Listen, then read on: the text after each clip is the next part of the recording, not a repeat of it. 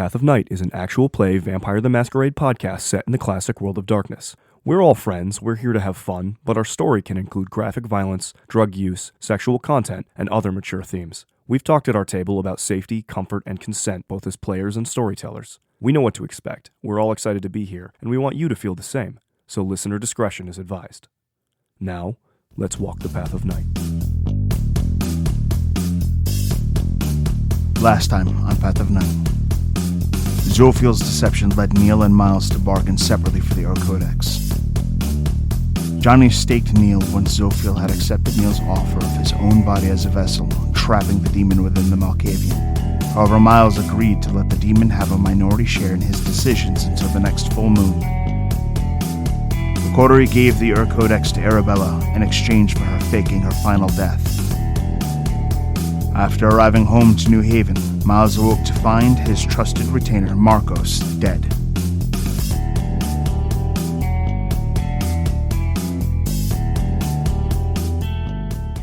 Neil, you find yourself starting to stir. Immediately you can sense that you're in an unfamiliar place. You can smell the scent of oil and Morley's.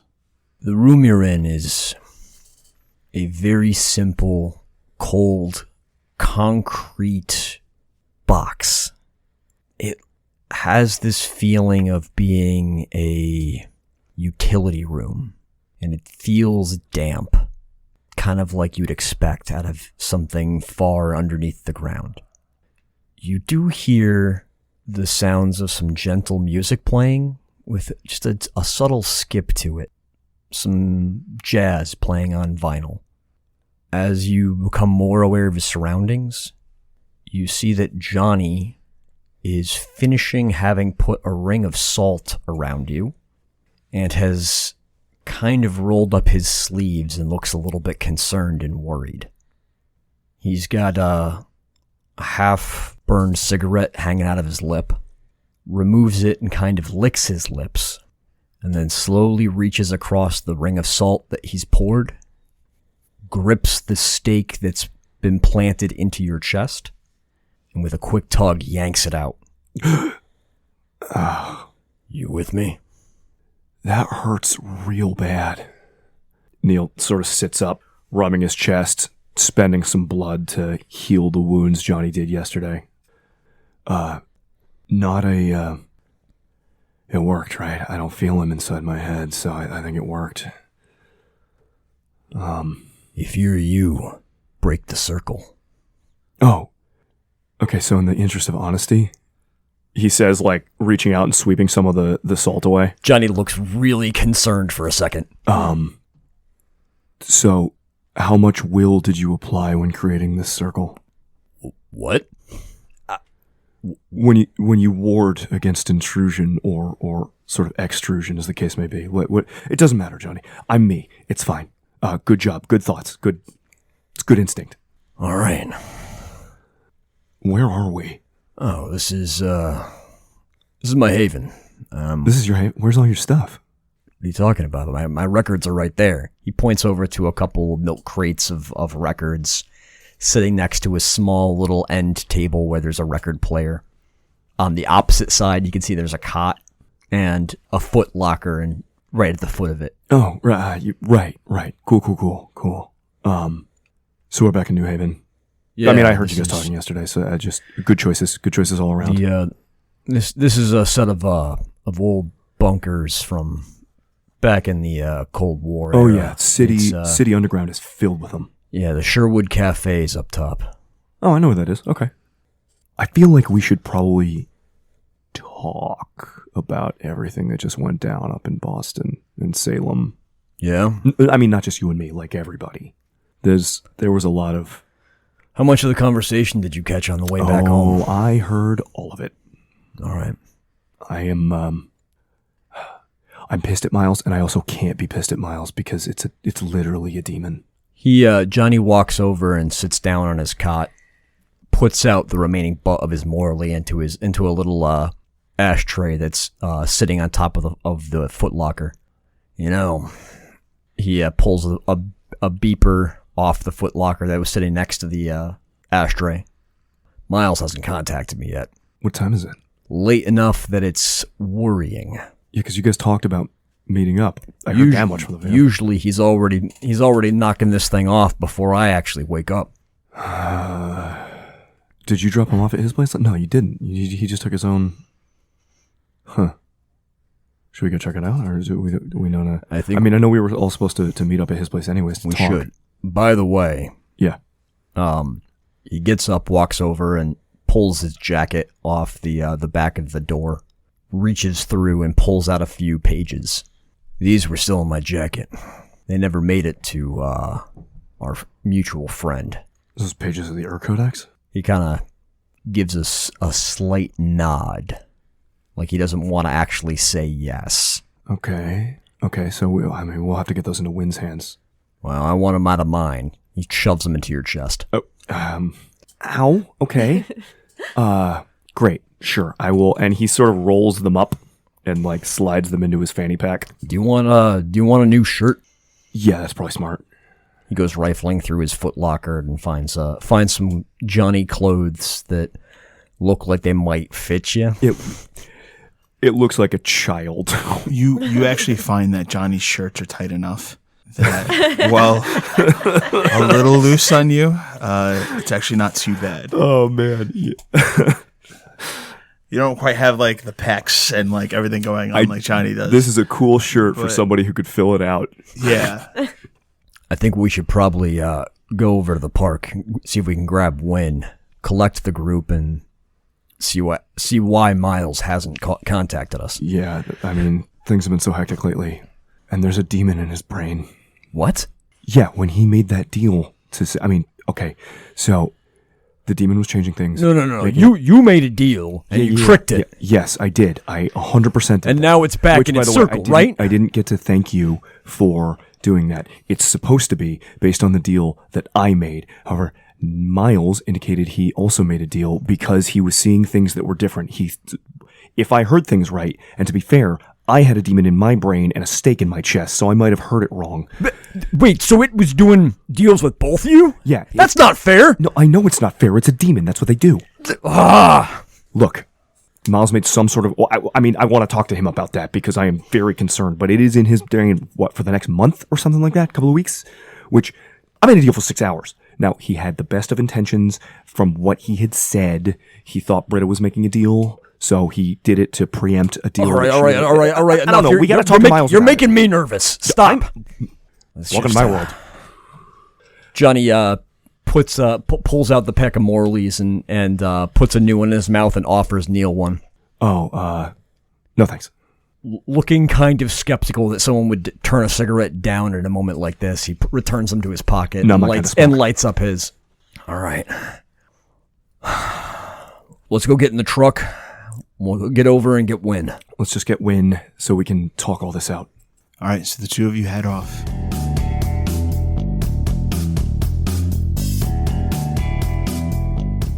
Wynn, the next night comes. When you awaken, you can kind of almost feel the cool touch of a little boy's hand holding onto yours, which for you comes as a sensation of relief after all the hardship of last night. And sitting beside you is Joey, who has this look of concern.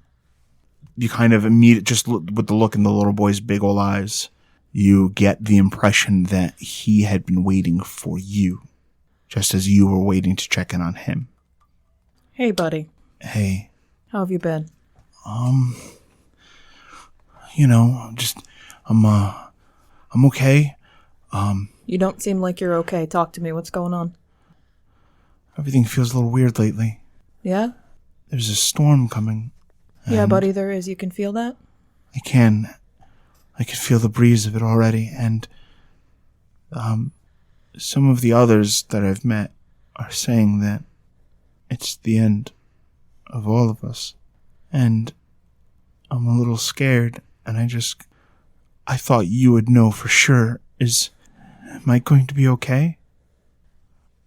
I don't know, buddy.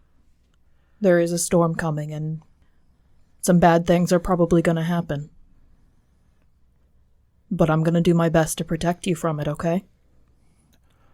Okay. Okay. You're in a scary place right now. I am. This place, I found out that all of the stuff that's here is made out of people. Yeah. Yeah, it is. And the people don't stop being people. They just... Joey, look at me, buddy. Yeah. I'm learning how to make sure that doesn't happen to you. Okay. All right? And I'm going to do my best to protect you from it, okay? Okay. I saw Mr. Perfect. And he told me that if I was bad, that he would make me an ashtray or a cigarette and he would smoke me. Can he do that? Mr. Perfect can go pound salt up his ass. He kind of makes like a weird face when you swear like that, but is kind of cool with it too. I'm going to figure out how to protect you from Mr. Perfect, okay? But listen to me. Yeah? You're not a bad boy, right? I think sometimes I have bad thoughts. But do you act on them? I don't know. I think that's me too. And he tells me that everyone's going to die. And that you all hate me. No, I don't hate you, buddy. There's nothing you could do that would make me hate you. Even if I mess up? Joey, you could... I don't know. I can't think of something bad enough for you to do to make me hate you. Okay. All right? So even if you fuck up and you fuck up hard... He makes like another face when you swear a whole bunch, but again, he's still kind of cool with it. I'm still here for you. And I'm going to do my best to be here for you from now on. You can kind of feel his cold hand squeeze your hand. She squeezes back. My mom saw me. And you hear the engine of a truck starting to pull up. Yeah, she can see me now. What does she think about that? She says I'm not a monster. And she said that there are monsters. And that she knows the difference. Okay. Your mom and I are going to do our best to protect you, okay? Okay. I gotta go do something real quick, okay, buddy? But I am coming back. It's not going to be a long time like it was. I'll protect the fort. He Attaboy. promises. Off the distance, you hear the truck door slam. Wynn! Coming! All right. Hold down the fort, buddy. I'll be back soon. Okay. I want to hear what you've been up to, too. Oh, he kind of makes a little nervous, like, oh, okay. I feel like there's a good story behind that. Yeah. All right. Later, buddy. Later. Wynn walks outside, kind of waves, gives a quick wave to Johnny and Neil. You look a lot better standing up, she says to Neil. Yeah, I feel a lot better when it's just me in here. I can imagine. But, there's a bunch of stuff we got to talk about, so... I'm just glad to see that you're still with us. You haven't heard from Miles or anything, have you? Good question. Wynn kind of pats her pockets, pulling out her phone and checks to see if there's any messages. You do not see any messages. No, nothing. Yeah, he hasn't contacted me either, which is a little bit weird for the guy. Oh yeah, especially since he's sheriff and you're, his only bully boy. Can you call him or Britta or something? Yeah, let me give him a call. While she's pulling her phone out, Neil gets out and gets into the back bench seat of the truck, giving up shotgun to Wynn, and buckles himself in. Are you okay back there? Yeah, I can fit. You sure? Yeah, there's a seat and it's a little bucket seat. We're good. It's fine. Oh, okay. Take shotgun. It's good. You're good. Thanks, buddy. Wynn pulls out her phone, dials Miles' number. It rings for a little while, way longer than you'd expect for Miles's phone. And then the call gets picked up, and you hear, "Hello? Britta? Yeah. Britta, are you with Miles? Why are you answering his phone? It's, Is he all right? for now, Can you do better than that? I think you guys are... He's gonna want to talk to you himself, I think. Is that okay, Miles, if they come over? Miles just nods his head. All right. Britta, what's going on? There's gonna be some stuff we have to All right, well, we're on our way. Don't. Please come, okay? Yeah, we're on our way, sweetheart. All right. See you soon. Bye.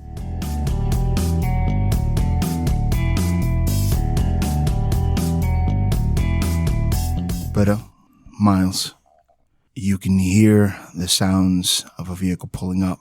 It's got the heavy, noisy engine that causes you to immediately recognize Johnny and crew's approach. Hey, I'll get the door, okay? It sounds good. I'm gonna go lock our guests into the guest room. They'll fall asleep soon enough anyways. Britta, you approach the front door, and already can kind of hear the footfalls of your comrades. When you open the door, you see all three members of the Coterie, even and Neil in a cleaned up shirt. Everyone looks okay, but concerned. Wynn looks at Britta. Her eyes are wide, and she looks worried. Britta, what's going on? And she just kind of pushes her way inside. Yeah, you're answering doors now? Where's Marcos? When you look to Britta, you can see she's dressed nicely, but in the way where it's a very quick, nice look. She threw on a dress, a bright color of lipstick, some mascara, like she had to go do something quickly. There's not that level of care and detail put into it. And she steps back, she lets you all into the house, and you ask about Marcos. And she looks down. She looks down for a few seconds before she looks back at you. That bad, huh? Well, just be ready, okay, guys? 'Cause this... I'm sorry, ready for what? Johnny, Marcos is gone. Can you do better than gone? No, I can't, because How? he's dead. Where's Miles? Okay. Things are a little more complicated than... Come with me, please. She'll lead you to where Miles said he was going. Very nervously, like he's entering into the cave of a bear, Johnny kind of follows behind at a pace, looking up at the upper floors that look down on the foyer of the interior of Miles's haven. Miles is coming back downstairs. He has shed his blood-soaked shirt, and he's now essentially wearing a smoking jacket. Whatever happened to be convenient, he just didn't feel like dealing with it anymore. He had not time to put his hair together. He is without his glasses currently. He moves down the stairs. He sees you all, he looks at you all, and then he moves to a hallway and stands there in the shadows and looks for about a minute or so. And then he comes back. Britta will, seeing that reaction, she'll hold up her hand to indicate not to follow her. She'll go to the bathroom. She'll get the book and the note. She'll pass it first to Wynn. Wynn kind of cautiously almost opens the note and looks at it. That son of a bitch. That son of a... Hey, please. Okay. I know you're not, it's just... She looks at the note again. Does this look... Whose handwriting does this look like? It looks like handwriting. Okay. She passes the note to Johnny, who's standing next to her. Johnny takes it from Wynn, glances down at it, doesn't really seem to notice or care about anything about it, does make a grimace, and just passes it right on to Neil. Neil takes the note, looks down, reads it, looks at the book, and gives a sigh. I'm not good at this kind of thing. Britta, what does he need right now? Well, there's more. So she holds out her hand and takes the book, and she goes and returns it to its place in the bathroom, again indicating not to follow her. Every time that she exits the bathroom, there's a new weight to her. She comes back to you all, and she says, "Okay, I've got it from here." you've got it? All right." So he walks back over. Marcos was tortured and murdered, and then embraced. Reese embraced him? No, I embraced him. Neil gets a panicked look on his face, just running through all the ramifications of that. Johnny reaches out and puts a hand on your shoulder and gives you kind of like a smile and a nod. Like, I get it. Wynn is kind of overcome for the moment by the conversation she just had with Joey and kind of realizes that, yeah, this was a stupid thing to do, but there's nothing she wouldn't do to protect someone she loved. Did it take? Unsure. I have some guests that have hopefully drunken themselves into inebriation, but I can deal with any fallout later in case I have to provide blood to Marcos. So I don't know what he's going to possibly develop as a problem. So for now, he can only feed on my blood. And also, I'd rather him not kill somebody. Regardless, this has been a series of violations, and I currently have a demon trying to sell me on bringing him back. You didn't take it, did you? I said currently trying to sell me. I know. Miles. I'm going to be very precise right now, so I need you to stick with me. Okay. Because I am on a razor's edge, and I'd rather not kill someone. Understood. Okay. So, Just Can you worried about you. please tell us the details of the deal that you made? he has a 49% share in everything I do right now, which means he gets to call a vote. He doesn't get to determine what I do, and he also cannot torture or torment me for the next 30 days. What happens at the end of 30 days? He returns to his circle or his home plane, which worked out because his circle was broken when you were staked. Arabella is going to fix it. I made another deal. But you made the first deal with the demon because you thought... You are going to broker a deal. And seemingly I could hear different things than what you guys could hear.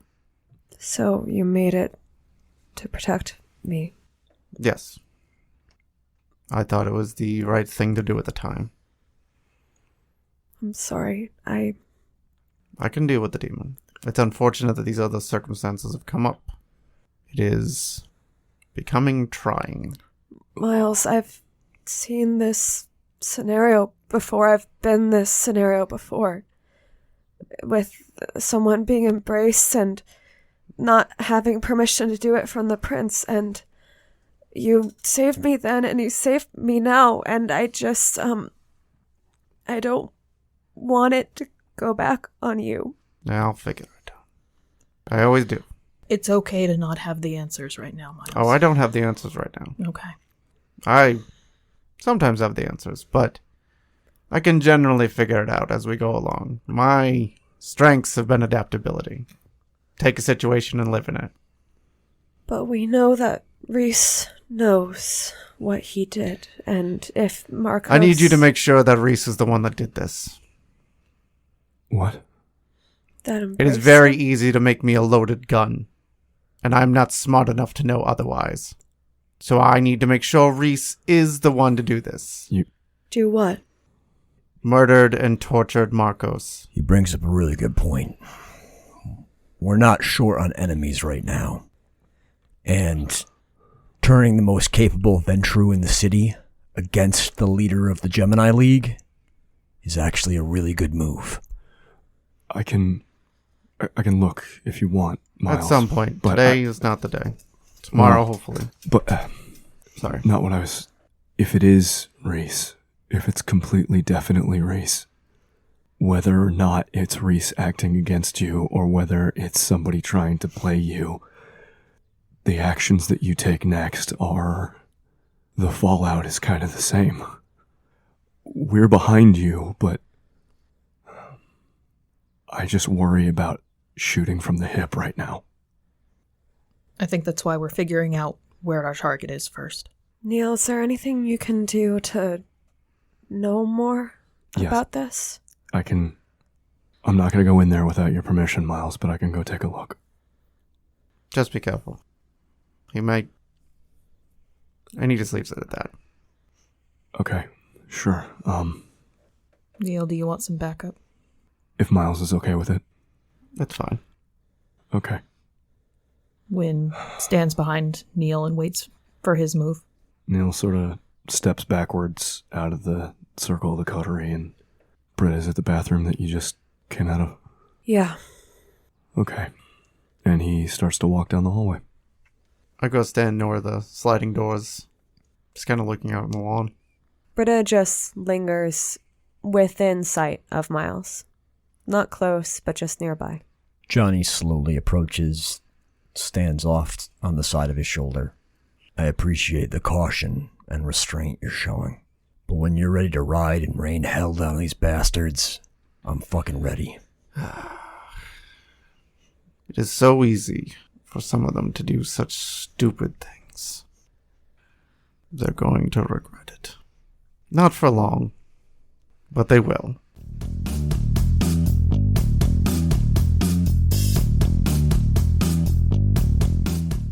Wynn follows Neil.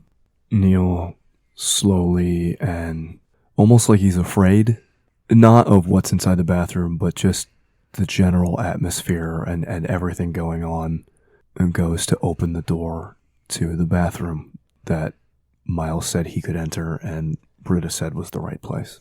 Just to take a look. A lot of it's cleaned up now, but Marcos is there, and the book is there, and is the knife still in the bathroom? Yes.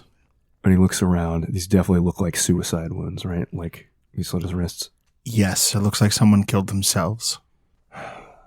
I mean, so the way I would do this, Neil says, and there's like a weird sort of tone in his voice, like a chill goes up his spine when he says it, is I would just get inside Marcos's head and have him kill himself right before Miles woke up. Nothing violated, no domains, no issues. He just takes his own life. That's kind of what I was thinking, too. Ain't no rule against doing that against a ghoul. It's impolite, but I just... God.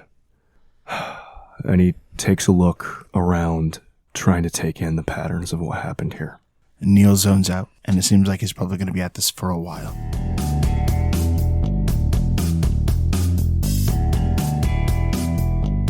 Miles sort of takes a seat, and whatever's going through his head is going through his mind quickly. And Johnny steps outside for a cigarette. Britta takes a second, sending a nod to Miles, and follows Johnny outside.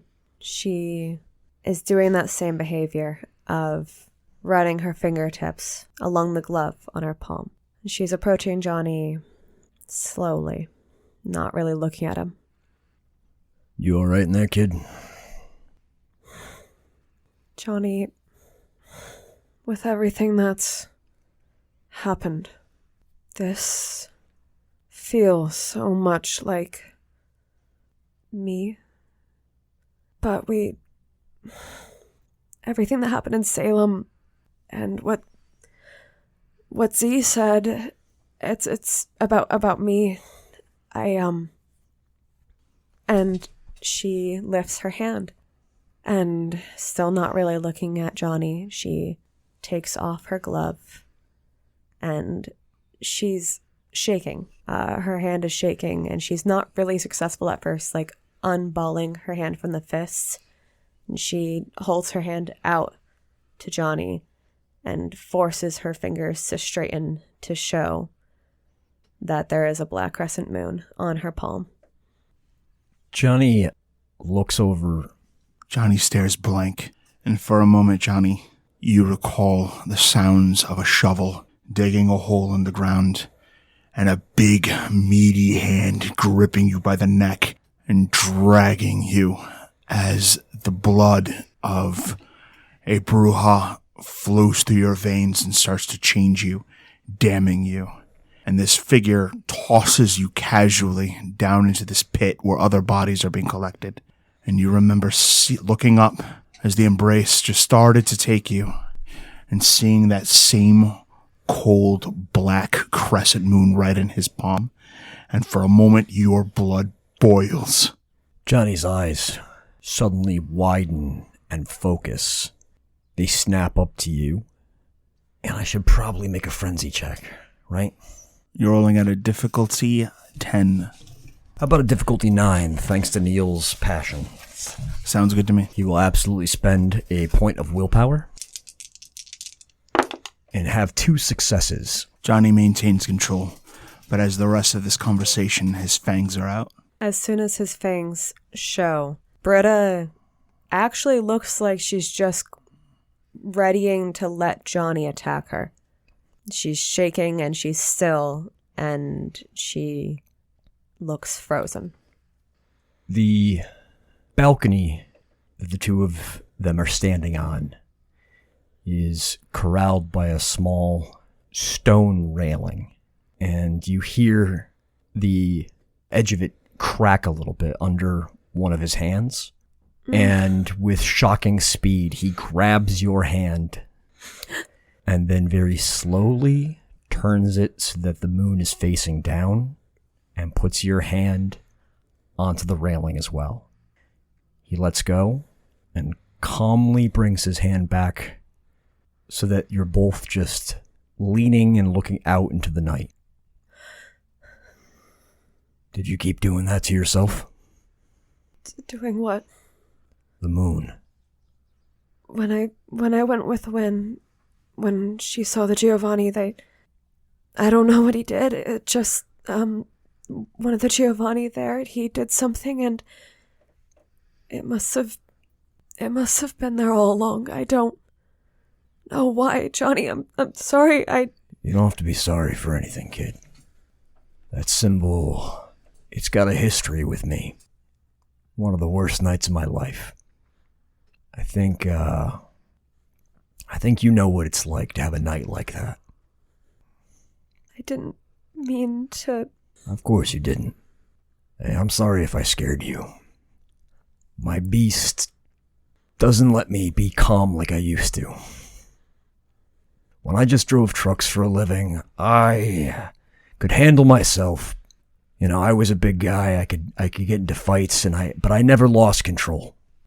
Ever since that bastard with the moon on his hand found me, I don't know what.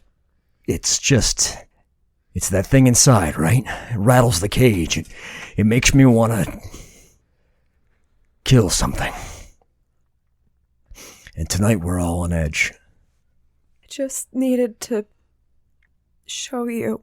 I wanted to show you ever since the demon mentioned it, because you guys, I've been trying to remember everything, and I don't know what I am. I don't know if I'm like the people that did that to you, and I don't want to be. I don't want to be like them, and I...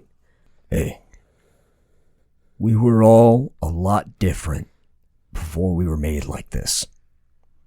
The thing inside of us is not our friend. It never is going to be our friend. And we need to remind ourselves that all this shit goes back to that. So whatever that symbol on your hand means, wherever it came from, that's not you. It's not the man I was before this. It's not Miles. It's not Marcos. It's not Neil. It's not Wynn.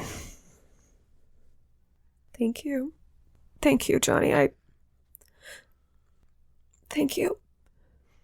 Now you need to keep it together, because Miles in there needs someone like you to help guide him through this with grace. Because I'm only going to fuck it up. You do better than you think, Johnny. So do you.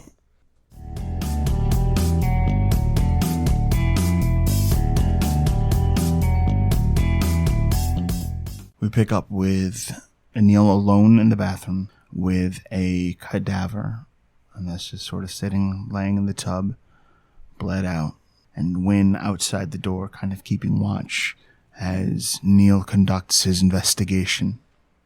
Neil, walk me through the process. Tell me about how you start, what actions you take in order to pursue knowledge. The first thing that Neil does is he looks at Wynn outside the door and says, "Hey, I need a minute here. He's probably not going to get up right now. I'll probably be okay, but if he does, you'll hear me yell, right?" And he goes to put a hand on the door and just close the door to the bathroom. So he's completely alone in here. Wynn kind of gives a nod. It'll just be a minute, and you'll hear me yelling if I need. I got you, man. Thanks, Wynn. And he looks, and for a while, all he does is just look at the corpse in the bathtub. Looks at the obvious wounds on its wrists. Realizes for a second that he thinks of the corpse as an it rather than Marcos for just a second. So that catches him off guard, and he sort of ponders the ramification of that line of thought. And realizes that Miles wants some answers. He wants some knowledge. Looks at the notebook or the note that was left in the handwriting, and just sort of gets a quick once-over. Sees the red ring, like in the tub where the water had drained. Gives a sigh, and then looks maybe strangely over at the toilet. Has a lot of thoughts of, people don't really use this bathroom. Bathrooms in a haven, particularly Miles's house, are mostly for show, except for guests. Probably flashes back to a time when, he and Miles got into, a weird debate about toilet seat etiquette that has not applied to either of them in decades. And then goes over and looks directly into the water in the toilet. Gives a sigh, and then sort of whispers to spirits that not even he can see. Just, show me what happened here. I need to see it. Go ahead and give me a roll for path activation. 3 successes. With 3 successes, the water kind of not ripples. Just that little bit of motion that usually exists kind of stops, and it becomes as though you're looking at this completely flat, smooth surface, and the water's reflection begins to show things that are not currently happening, images of the past. What you see is Marcos zipping up his fly and pulling out his phone with this panicked expression. And he kind of leans against the wall, and he's kind of talking for a bit. He then goes to wash his hands and kind of does this thing where he slaps the sides of his face, trying to kind of keep things together. He seems to be stressed about the phone call, not frightened. It's not like he received a threat or anything like that. But as he finishes washing his hands, washes his face, wipes off, kind of stares in the mirror for a little while, and then something settles over him that is unseen. And rather abruptly, he kind of stands straight. His body language completely changes. Whoever it is that is now in control steps out of the bedroom and comes back sometime later with the items needed in order to complete or create the scene that you are now looking at in real time. It starts to kind of become clear that while he's laying in the tub, slowly bleeding out, there's this smile on his face. Like he's experiencing an oddity, as if death was something that existed to amuse him, a passing interest. And he talks to no one in the room, having kind of this monologue to an empty bathroom.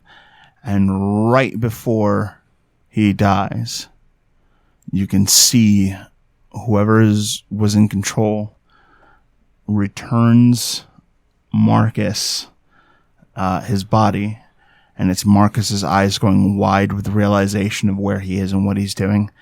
And with this terrified look, he passes on, hopeless and afraid. Watching all of that play out,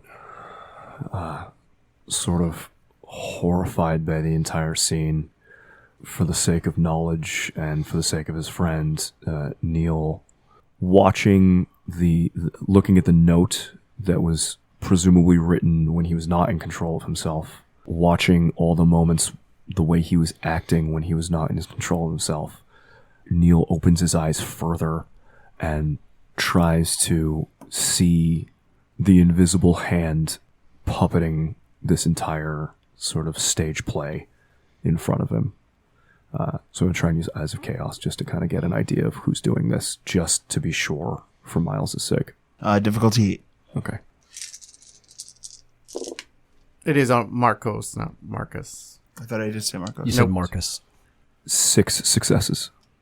With 6 successes, it is the red of the tub that kind of stands out the most. You kind of like frantically move the body and to kind of get an understanding of this tub and the pool of blood that was in it, and some of it's still kind of reddening of the tub. When you move Marcos's body, you see a cross and a field of red, and you think of the rosy cross. And when thinking of the rosy cross, what comes to mind is the hermetic approach. You know, as above, so below. Miracles were worked in order to see this man die. Crouched down, already having touched the body, Neil considers touching more, opening his senses more, looking for more information, and then decides, maybe wisely, maybe just out of fear, not to try and glean the final impressions of death from Marcos's corpse. And then he looks at him for a while and is just quiet until he finally says, Marcos, I know you had a family, and I know how much you meant to Miles. He was willing to break the laws of the domain, to throw away the laws of the Camarilla, just for a chance that you might come back. But if you care about him, if you love him the way that I do, I need you to stay dead. Please stay dead. I'm so sorry. I'm so sorry. But you can't come back. And I need to do what I have to do to protect Miles, because he protects us. And somebody has to watch out for him.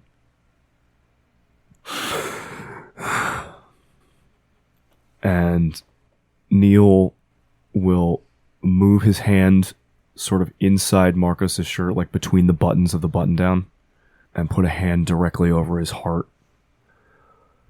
And then with one last sigh, like trying to steel himself to do it, will summon an effort of will and transform the vitae that Miles gave him, the last bit of blood in his body that might animate him and give him the gift of unlife, to water, so that he never gets up.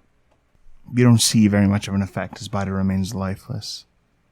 But you know that the magic was successfully enacted. He just sits there for a while with a hand on his chest. Gives another little shaking sigh, and then puts his hand on the edge of the tub to like help himself stand up. Goes and washes his hands in the sink, sort of in an unconscious parallel to the way he had just seen Marcos washing his hands. Dries them off on his pants, and then opens the door to see Wynn. Wynn is just standing against the door frame, arms crossed, kind of head low. just kind of contemplating things. She occasionally lifts her head and looks around, looking for things that may or may not come. It sometimes takes a while for wraiths to appear. Neil looks not okay when he opens the door. Like he's trying to shake off the ghost of whatever he saw in there. Hey, Wynn. Hey. So, yeah, first hunches were right. It was definitely, probably, Reese. Wynn gives a nod. Like she's not surprised. Just, she doesn't even really have the energy to be angry at him at this point. She's spent so much time angry at Reese. I think, I don't know for a fact, but I watched it. I watched it all play out in real time. Miles drained the tub, but nobody flushed the toilet. And you can see in the water? There are spirits of water that hold those kind of memories. So, I watched all of it. I watched him die. I think Reese possessed him, made him do those things, and then left him to die right at the end. I couldn't hear what he was saying, but I think they were right. I think it was definitely Reese, which makes sense based on the other context clues, but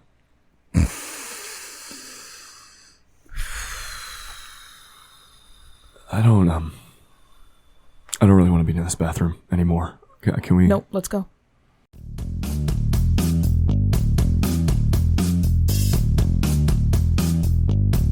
Out in the main area, Johnny has convinced Miles to maybe come out in the balcony and share a cigarette with him and Britta. You want to tell me where your head's at? Figuring out the next steps, mostly. One way or another. There will be a price that needs to be paid. Well, if I can make a single recommendation. I'm listening. You are technically sheriff, and there are a couple other bully boys in the city, a few people who I might actually trust to come at least help clean up around here. I don't think that you need to necessarily be the one getting things patched up. I can help oversee that. If he doesn't come back, we need to do it in such a way that his family is left without questions. I understand. That's something me and the bully boys can handle.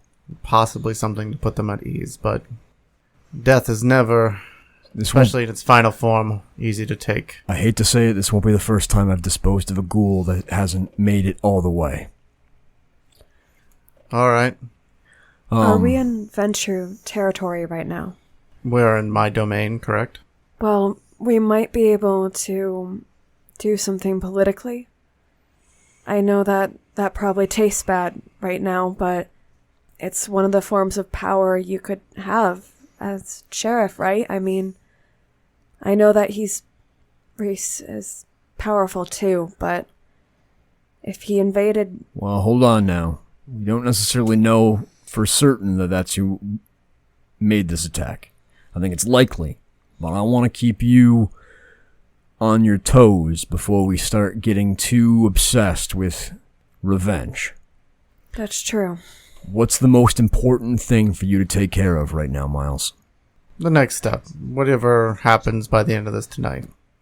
And from there, we'll see how things play out. I have some thoughts, but we need to find out exactly who did this and possibly why. So does that mean that we're heading to court? Not tonight. All right. Miles, what I'm going to do is I'm going to go call some people, and I'm going to get this process started. I hope that we don't have to deal with Marcos, but I'm going to be ready to do what we need to do if he doesn't get back up. Right. Stay here with Britta. I want you to think about what our next steps are. His eyes flash over to Britta. You good to be out here with him? Yeah. He reaches out and kind of puts a hand on both of your shoulders and gives you guys a kind of a tight squeeze on the shoulders. a nod, and then walks in to go presumably call some of the other bully boys of the city to start getting arrangements made. He's not waking up. I felt it. He has passed on, Miles. And what a terrible fate awaits the man who would abandon his children for immortality. What suffering awaits him in the realms beyond. Thank you, Z. Sorry, what? I'm sorry, the demon was talking to me again. Has he been... Off and on, yes. What's he saying to you? Look at the fear in her eyes. He's telling me that Marcos has passed from this world and that his soul will be in some sort of hell or torment. There are not words for what he will suffer, so I will not waste my time trying to describe it. Marcos was good. Alright, I don't know anything about, I guess, what we're supposed to believe about the afterlife for us, but I don't think you have to be afraid for him. I don't know. I don't usually concern myself with that kind of thought. It doesn't really lead anywhere. He kind of puts the cigarette out on the banister, moves to go inside. Let's see if they found anything yet. The demon may be telling the truth, it may not. I expected this kind of deal when I took it. Okay. Just, check in with us? Miles, I understand the hesitation, but it is not usually the way I operate to check in on all my actions before I perform them. That's not it, Miles. This is very true. It's because you did this to help me, and I don't want you hurt because of me. I don't want Z to do anything to you because of me, because you stepped in to try to make sure it didn't happen to me. So that's why I'm asking you to check in, not because I think that you're gonna do anything weird. I appreciate it, but it was also my choice. And I get that part of that choice was influenced upon you, but it was my choice. And I don't for a second regret it. And that's the thing. We have to make these choices. Britta looks down and she's like nodding like slowly, deeply. It clearly affects her quite a bit to hear that. And she says quietly, just, thank you, Miles. Yeah. There was my own hubris in this to come to play, but nothing I didn't expect. All right. Let's go check in. Yes. Let's see if Neil's found anything else, and then I don't know. Yeah. I need to clear... I feel like I should make clear Marcos' story, if this is the end of it. Whatever helps. And then we need to figure out what's next, but... We can take it step by step, and Johnny knows what he's doing. He really can help. Right. There's kind of a hand on the doorway, and it's kind of crushing the wood, but not in the same way that Johnny's does. Not nearly in the same capacity. But it's like, there will be other prices that need to be paid. Britta gently reaches out and places a hand on Miles' shoulder. He nods and moves in. She follows. Miles seems a bit lost in thought for a moment. Miles, how do you intend to compete against hermetic thaumaturgy? I'm going to answer this one in my brain instead of out loud. Mostly because I've noticed it started freaking people out. I haven't figured that out yet. I might not go direct. I can't imagine that the Tremere, never mind Reese, hasn't made quite a few enemies by being the unapologetic dick that he is. Reese is powerful within the limited scope of his world. He will defeat you every time. Because while you experiment with indirect means of striking at your enemies, He has mastered it. And every time you maneuver, you will lose someone. And in this game of attrition, Reese will break you. He is already halfway there. I can feel the way you mourn your pawn. You will lose. So what are you trying to offer me? I'm simply going to make observations until you ask. And I will do what none of your Coterie mates are willing to do, and be honest about what it is that you can expect. They are young and hopeful. They do not understand that they are already dead, and that they have already lost so much. So they will say kind words. They will hold your hand. They will hug you. They will tell you that he has gone on to a better place, and that you will go on to a better place when you meet final death. But you will not. They will encourage you to play this game, to be swept up in the illusion of civility, when at the end of all kindred conflicts, the resolution comes only from death.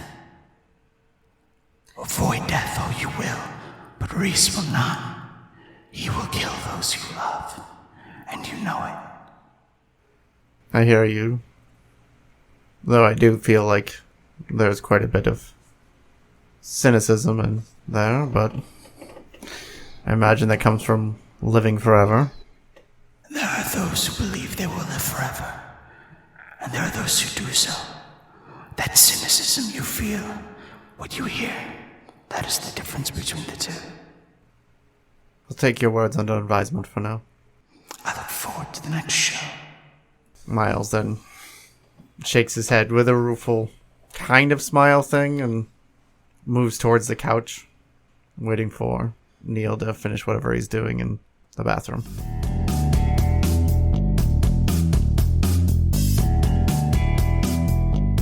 Neil and Wynn come back from the bathroom towards the main room. Neil sort of looks around and gives a tired nod to Miles. So, as always, I need to sort of put the disclaimer that there are no certainties in the world, but Marcos was possessed, and the puppet master that did it left the telltale signs of someone versed in hermetic thaumaturgy, so that, I mean, if it looks like a Tremere and smells like a Tremere, that's, But you don't have a definite. as definite as I can be that it was Give me a Reese. percentage. 90 to 95. That's actually much higher than I thought. Well, Are you saying 90-95 that it's Tremere or that it's Reese? that it is a Tremere, but context clues, say it was Reese. The reason I always say there's not certainty in the world is because I'm not arrogant enough to think that I can't be wrong about things, but all signs point to Reese, at least the way I see them. I watched it play out, and I think it was Reese. The fact that we haven't really pissed off a hermetic user enough to do this kind of deal does, other than him. The only ones we dealt with. Now, that doesn't mean it was Reese. It might have been a Reese Catspaw. He's sort of in charge of the Tremere in the area, but it seemed... Neil's clearly dancing around, describing how he died to Miles, but... He'll just nod, basically, to allow him to move past it. There seemed to be a sense of personal satisfaction to it. Like death was an amusing oddity that the person doing it doesn't usually get to experience firsthand. If that makes sense. Miles' face kind of flattens at that and becomes way more cold. Yeah. Just trying to be. I know this puts us in a really tenuous position, but... In regards to what? It's not like we can go kill Reese. So I just... Not at the moment, no. Also, we can't really do much planning if you can float around my haven at will. What do you mean? I mean, kill him? I assume that's kind of what was in your brain. He will pay. Here's... Are you looking for sympathy or opinions right now? I don't know. Okay. I totally get that. We can discuss some of that later. Sure. I just needed information. We're not doing anything in regards to most of that tonight for various reasons. Never mind the fact that we have just had a long journey to Boston, and we're not in the position to do much. Good. I'm not going to start flying off the handle here. I understand that. Also, you can't get proper vengeance by just flying off the handle. And we It don't needs know to- if Marcos might get up.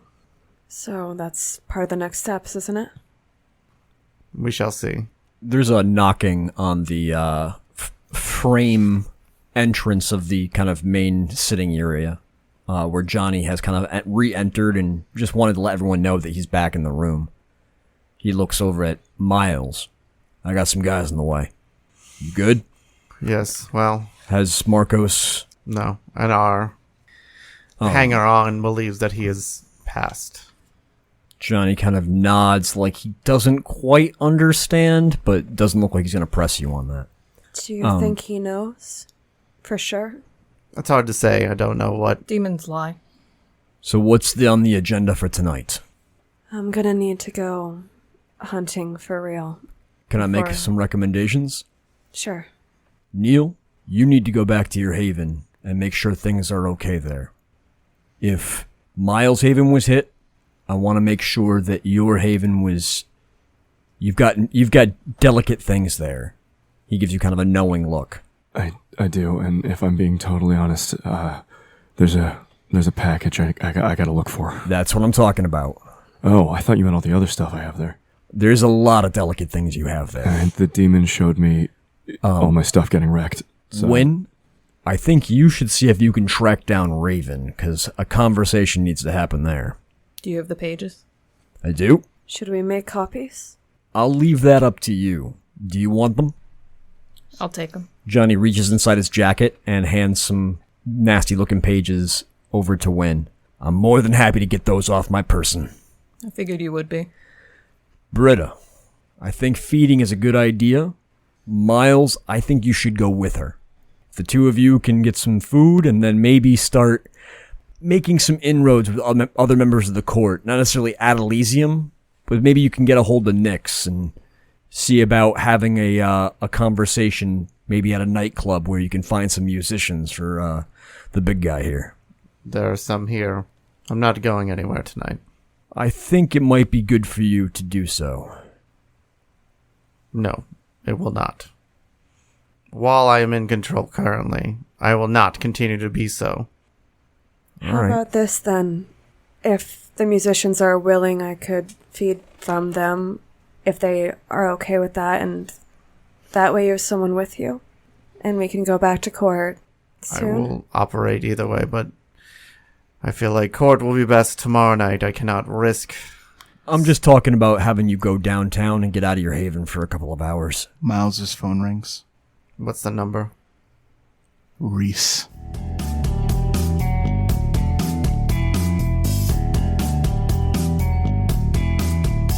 I think I'm going to need a self-control check. Then you know what you need to do. What is that, a 6 up, 1 stick away? Yep. That phone breaks. Well, if you... Oh, I failed. So you frenzy. Oh, yeah. Okay. The object of my frenzy then gets destroyed. Miles's fangs bare, and he makes a completely inhuman sound, crushing the phone in his hand. Johnny's just going to see if he can get people out of the room. Just let him spend his anger and just tear apart the place. Because these possessions all need to go, and actually getting that out might help him, rather than trying to restrain him in this moment. The subject of his frenzy is not any of you, so you guys are actually able to kind of like back out as long as you don't do anything to draw attention to yourselves. Britta is about to talk, so you know that Britta's habit is to try to talk people out of frenzy. I think you have enough experience to be able to preempt that, but you might want to describe if you think to preempt that. I think what he's going to do is spend blood for celerity and just usher people out with celerity. So he will physically remove you from the room rather than have a conversation about, let's not, get in his way. So you see Britta, like, habitually take that unnecessary human breath to center herself and to start to reach out to Miles. And before she can start to verbally reach out to Miles, Johnny hooks a hand around her arm and just gets her out. The group of you can hear the sounds of Miles smashing mirrors, ripping apart paintings, and just completely savagely trashing the place. Johnny, it actually sounds like, pretty standard raw stress relief. But by the time Miles comes out of it, you can feel the exhaustion radiating from the other room where Miles is. And Miles, you kind of find yourself slumping down and dropping to your knees, completely tired. Wynn makes her way back inside. Britta, spotting Wynn, holds up a hand as in pause before the noise might occur to her. I'm just going to check on him. All right. He's probably on his knees in the middle of the wreckage of the room, just kind of staring out the probably slightly damaged doors to the outside. And Wynn just kind of approaches and admires the damage for a few minutes, and then just kneels beside him and just waits for him. Johnny's phone rings. You mean Johnny's beeper? I thought Miles passed everyone's phones at Boston. he refused it. Everybody except Johnny. Yeah. So then, Well, Johnny's beeper goes off. Johnny takes a look at it. Sheriff office business. He excuses himself from the area and heads up to where the Miles' office is. Johnny, do you want to use my phone? No, it's all right. Johnny will grab one of the landlines and call the sheriff's office. Answering on the other side is Jane. How's it going, Jane? Hey, so there's a little bit of a situation. Your friend Neil is being summoned to Elysium by order of the prince. He is like a step away from a blood hunt. So, All right, Jane, you want to give me a little bit more information than that? well, Neil had allegedly met final death when the Sabbat attacked. And now there are rumors going around that this new Neil practices some sort of crazy Assamite magic and is heavily involved in the Assamites. And there has been an accusation made that Neil is not Neil and that his sire is back. Who's the accusation coming from? The prince. The prince made this accusation. Well, the prince announced a blood hunt, and then I asked him to walk it back. Thank you, Jane. Are they expecting us tonight? They are expecting you guys right now. Apparently someone didn't answer Reese, so he made the claim that there might be some sort of understanding between your coterie and Neil's sire. Is it just the prince and Reese coming at us like this? No, the whole court's freaking out. They don't want some rampant psycho Diablerist running around the domain. There's a crew headed to Neil's Haven right now to bust the place up and take him in. All right, understood. Inform the court that they need to call those people back, and I'm bringing Neil in right now. No offense, Johnny, but I've pretty much extended myself out to help your friend as much as I'm willing to do. I am not stepping into a political fight with Reese, my own prince, all of the Toreador, all of the Nosferatu. I'm not doing that. Yeah, I get it. I'm sorry. I'm sorry. You've already done enough, Jane. Thank you. Johnny hangs up the phone. He comes striding back into the wreckage. We got a little situation, guys. What's wrong? The prince has nearly declared a blood hunt on you, Neil. What? Apparently word's gotten around of your occult leanings. And Rollins is acting real weird, which has me leaning to think that he's being played by somebody. Regardless, Jane managed to have them call that back a little bit and made the call out to me to bring you in. There is perhaps a crew heading for your haven right now. So what I think needs to happen is We need to go to my haven. You need to present yourself to the court immediately. I need to go to my haven. I will stop the people going to your haven. Johnny, I need to go to my haven. All my things are there. There is a boot crew that's ready to take you down. If they see you there, that might escalate into straight up violence. If you go to the court and you let me handle this and trust me to do that, I will turn them away from your haven. Johnny, you don't understand. All my things are there. All of my... Johnny reaches out and grabs you by the shirt, pulls you real close to within an inch of his face. You need to listen to me, Neil. I know what's happening here. You're going to the court by order of the sheriff's office. I am going to protect your domain. Got me? This is where you say, yes, Johnny, I got you. But... Don't try my patience. I got you. Wynn, will you escort him so he's safe at court? Absolutely. Miles, will you also keep an eye out on him? Because he is walking into a viper's nest right now. I need some of that Ventru magic that you can pull. Miles is still very visibly angry. I'll go. It's a big night. No. It means Reese hasn't really left since we've been here.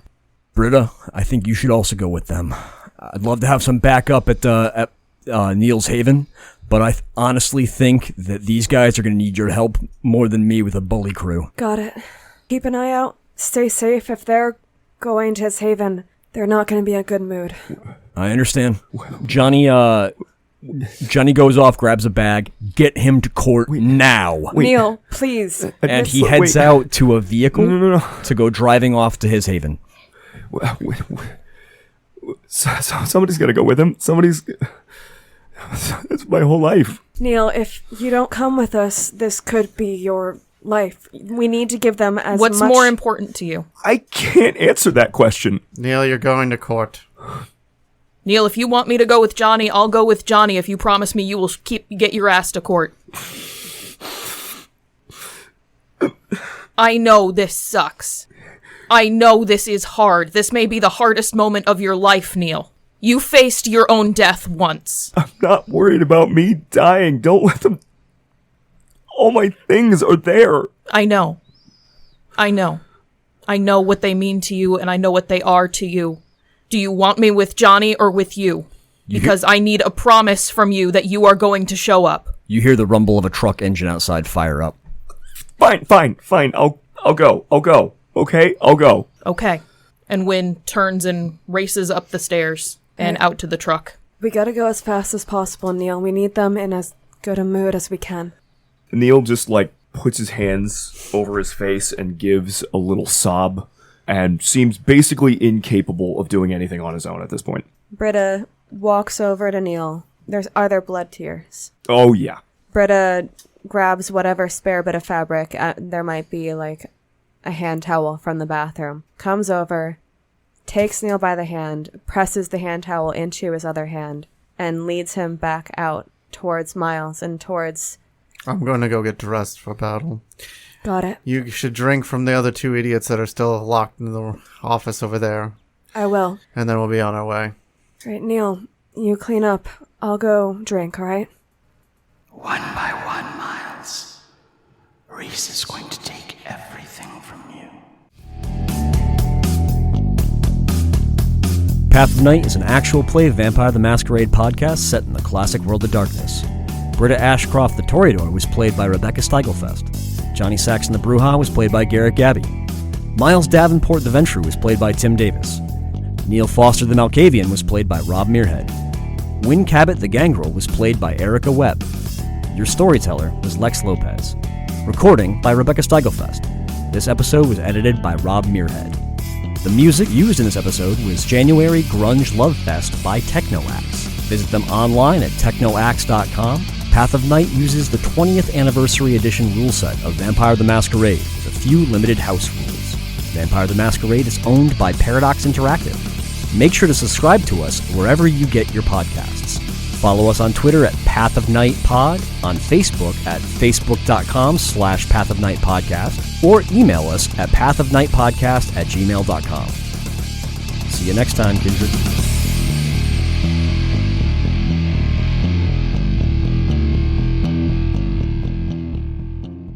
Johnny was saying, right?